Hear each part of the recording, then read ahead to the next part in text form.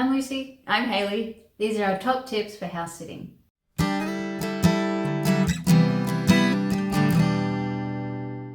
Clean when you get there. Clean things like light switches and door handles and things that get touched all the time. Yeah, I mean, the houses we go into, obviously the people have cleaned completely before we get there, but just you're walking into a new place and you're in contact with new germs. So we like to clean off the remotes, things that might have been missed. And in terms of remotes, actually, we also carry AAA batteries a lot of the times. Often people just get used to smacking their remotes and they don't work for their TV. It's really easy to lose track when you're moving from house to house and everywhere's got a different bin day and different day to water the plants. So if you just put it in your calendar as soon as you get there, then at least you're going to be reminded and you don't have to worry constantly about if you're going to miss it. We like to keep our own towels and bed sheets and hand towels. It just makes you feel a bit more at home, I think, a bit more comfortable when you're in your own sheets in bed and using your own bath towels. And we also bring in our own coffee mugs.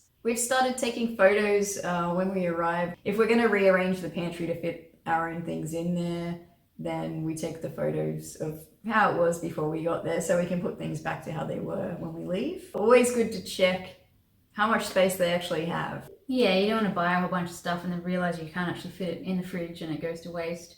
We have been buying our own dishwashing liquid and laundry liquid. Dishwashing tablets. Because, again, don't like to use up people's stuff, but also it means you can buy the brand that you want to buy and you don't have to resupply their potentially more expensive brand. So the next tip kind of comes back to leaving it how you found it. Well, for longer stays, we try to rotate where the car is sitting on the lawn, just so it doesn't kill off the lawn in a certain patch that's quite clearly dead. Yeah, and probably get permission to do that, because we did talk to them about where to park the car and they were fine with that. Yeah, obviously don't just park on their lawn if there's street parking. We like to work our way through the food that we have brought into the house. You know, make sure we're not leaving their pantry kind of packed with things that maybe they don't want in there, or their freezer. Something that we bought is a folding mop. We're trying that, like a collapsible pull-apart mop. Not everybody has a mop and bucket. Some people have steam cleaners and things that we're not really comfortable using. Yeah, some things we don't know how to use. So if we at least have a little, portable mop with us, then we know that we can mop wherever we go. Yeah, and we always assume everyone has a broom.